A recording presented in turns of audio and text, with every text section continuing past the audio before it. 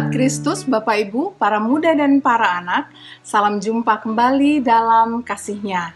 Hari ini kita kembali merenungkan sabdanya yang didasari dari Injil Yohanes pasal 13 ayat 21 sampai 28 sesuai bacaan leksionari.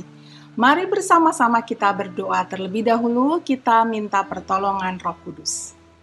Ya Bapa, terima kasih karena Engkau kembali memberi kami kekuatan dan kesempatan untuk merenungkan sabda Tuhan. Biarlah kami semakin memahami dan menyerahkan diri pada kehendak-Mu.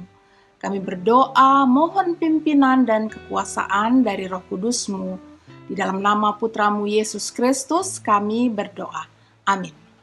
Inilah sabda Tuhan Yohanes pasal 13 ayat 21 sampai 28 demikian bunyinya. Setelah Yesus berkata demikian, ia sangat terguncang lalu bersaksi, "Sesungguhnya aku berkata kepadamu, salah seorang di antara kamu akan menyerahkan aku."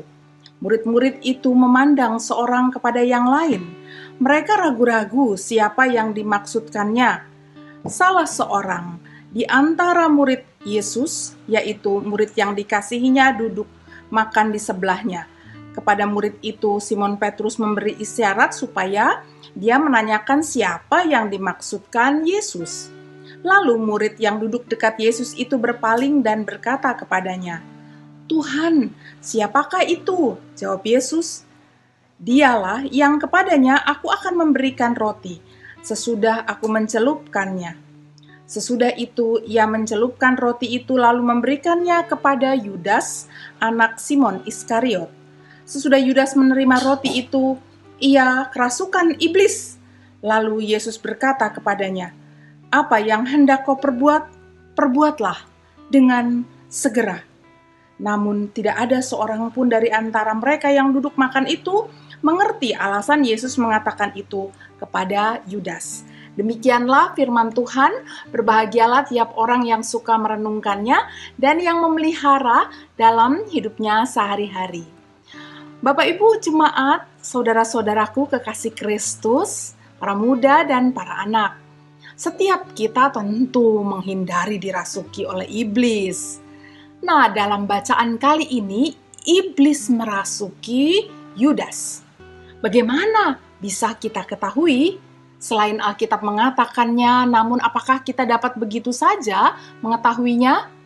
Menurut saya sih sulit ya mengetahui apakah seseorang kerasukan iblis atau tidak. Bagaimana tidak? Bukankah Yudas juga adalah seorang murid Tuhan Yesus? Dapat dikatakan ia terletak dalam lingkaran terdekat dengan Tuhan Yesus. Seorang bendahara yang pastilah banyak bercakap-cakap dan bersentuhan dengan Tuhan Yesus. Namun itu tak menjadikannya anti terhadap iblis. Hal yang jelas sebelum kerasukannya adalah bahwa ciri khas Yudas itu adalah ia seorang pencuri. Hal yang jelas itu nampak pada Yudas yang pandai mencuri, tapi tidak banyak orang yang menduga dan menyadarinya. Mereka yang seperti Yudas itu juga dapat bekerja di lingkaran terdekat Tuhan Yesus ya. Seperti Yudas juga ia sangat memahami dan menyuarakan prinsip-prinsip yang berlaku umum dan wajar dapat diterima. Namun sebenarnya ia sedang menunjukkan arogansi dan keserakahan dan juga maunya menang sendiri. Orang di sekitar dapat saja tidak menyadarinya karena mereka mengatasnamakan orang banyak atau seperti Yudas mengatasnamakan orang miskin. Ingat ya, kisah Maria yang dikritik habis karena memecahkan minyak narwastu ke kaki Tuhan Yesus. Jadi, ketika hari itu Tuhan berkata bahwa ada yang akan menyerahkannya, para murid lain tidak menduga akan tindakan Yudas yang kemudian dilakukannya terhadap Tuhan Yesus yang akan memberikan kesengsaraan sedemikian pada Tuhan Yesus. Mana pernah Yudas itu sih memikirkan kesusahan yang akan dialami oleh Yesus akibat perbuatannya. Karena dalam benak orang-orang seperti Yudas itu, yang penting adalah keuntungan bagi dirinya sendiri. Yang lain, bahkan Tuhan Yesus sendiri sekalipun, ia tidak pedulikan. Demikianlah Yudas dirasuki oleh iblis sebagai jalan sengsara bagi sang hamba, anak Allah yang menjadi manusia. Sahabat Kristus, Bapak Ibu, para muda dan para anak, kita akan belajar dari apa yang terjadi pada Yudas ya, yakni tidak akan membiarkan diri kita ini dirasuki oleh iblis. Kita tentu ingin sungguh-sungguh ada di sekitar Tuhan, dekat dan akrab dengan Dia di sepanjang kehidupan kita. Segala kepalsuan, usaha saling menjatuhkan, keserakahan, iri hati, pementingan diri sendiri, kiranya dijauhkan dari hidup kita.